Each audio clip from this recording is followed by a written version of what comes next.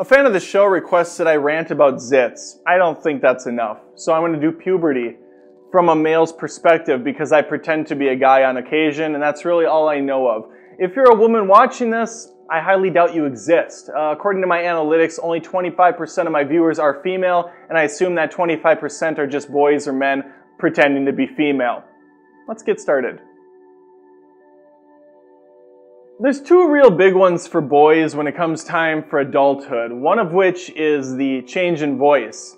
You kind of go from this baritone to this soprano, and then it goes back and forth. I think I hit puberty in the voice department 5 or 6 times, and I still feel like sometimes it's changing. Sometimes I still hit notes I didn't mean to. Sorry.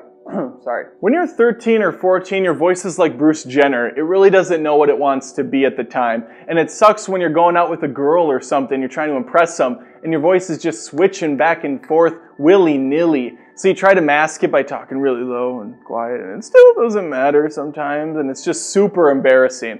I'm so glad that's behind me. The second thing I'm talking about are zits. They pop up all over your face and other parts sometimes if you're sweating or just if they want to be douchebags and show up everywhere.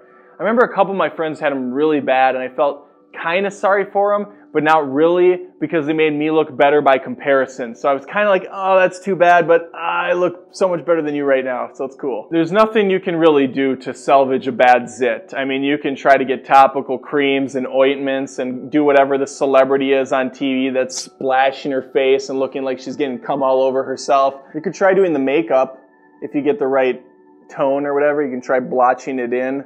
That doesn't really work either, though. I remember trying that one time. I had a girlfriend who had makeup, and I tried using it on a zit and just patching it in there. And it had like little crystallized sparkly things in the makeup. I don't know why, because I guess women always want to sparkle. They just want to be like fairy tale princesses. So I had my ugly face and then one spot that was blotchy with sparkles. Zits come in different forms, and these are forms that I, of course, have just established over the years and nothing that's medical or sound. But I've noticed on my own face over the years different variants, different formations of zits. There's the cluster where you get a couple together. That's usually when you're in the teens, they're like 12, 13, 14, 15. And they just like, it's like a patch. It's just an ugly fucking disgusting thing on your face. I don't even know where you get started there. That's like some disease and shit. I walk away from that. I never had that, thankfully. What I get though, that I freaking hate as an adult are the ones that are inner. They haven't come out yet of their shell. They're just like under the surface of the skin, throbbing. And if you even touch it, then it's like, it starts to come out. It's like, yes, I can touch you now. Ignore it's there and it will go away on its own. He's like the kid who never had the dad growing up that would play catch with him, so he's just outside by himself, pathetic. Hey, someone wanna throw the ball around, Dad? Dad? Okay, I'll just go over here then. And then he just leaves. You just let him leave. Just let him go. He'll figure it out when he gets older. There's the blackheads, which I don't even know what they are. They're just black things. I have those on my nose sometimes. It's kind of fun to drill them out. You do the 2 fingers and you just get down in there, get down on it, and you just let them come out. They're just like pulling weeds out of your face. It's kind of fun. It's like a fun thing to do on a Friday night. Then there's the whiteheads. Those are the ones you have to get rid of on your face. They're the great whites of the face. They will destroy you if you don't get rid of them. So you just got to pop that shit and watch the disgusting ooze just slash out. Ideally, it's in front of a mirror, so you can do that and just whoosh onto the mirror. And you then have to find Windex and clean that shit off. Otherwise, it's just there. And you've made a statement that nobody wants to listen to. On occasion, if I'm working out and I don't have access to a shower facility and I go all day in my disgusting sweat-filled clothes, I'll get a zit that forms on the shoulder or something, or on the back. Those are the fucking worst. They hurt so bad. It's like, Did I get it? No, I didn't even fucking touch it.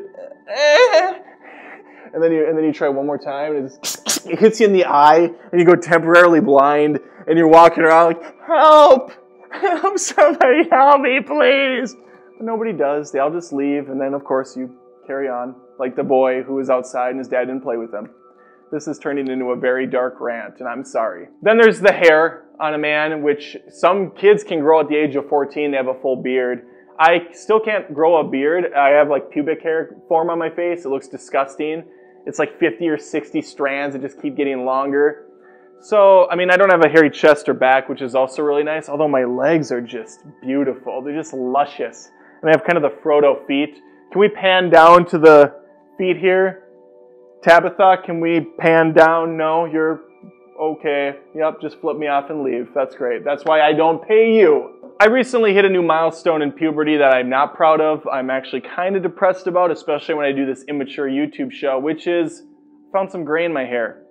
It's kind of splashing around now. I mean, you can maybe pick it up in the camera even. I haven't cut my hair yet. I always buzz the hair, and I haven't done it yet because I'm scared that what's going to grow back is just a bunch of gray. Hate to burst your bubble, buddy, but I'm not George Clooney. I can't make that work.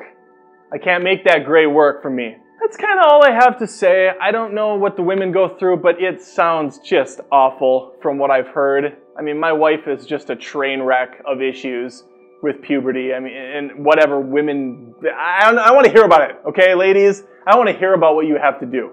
Because I thank the gods every fucking day I wake up that I'm a boy, that I'm a man. Because women, I mean, yeah, you just have your whole thing over there with your yeast infections and your periods, and you're just gross. You're gross. You're just gross people. That's what this rant's about. Women are gross.